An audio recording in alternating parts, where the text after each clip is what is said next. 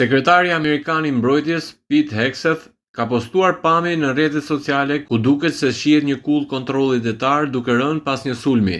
Kjo vjen ndërsa media shtetërore iraniane tha se forcat amerikane sulmuan kullën në Chabahar për herë të tretë këtë javë. Kulla përdoret kryesisht për operacione kërkim shpëtimi dhe gjithashtu siguron sigurinë detare.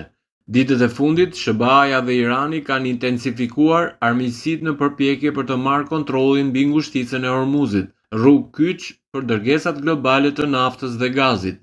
Konflikti nisi në fund të shkurtit me sulmet ajrore të SBA-s dhe Izraelit ndaj Iranit, i cili u kundërpërgjigj me sulme ndaj vendeve fqinje.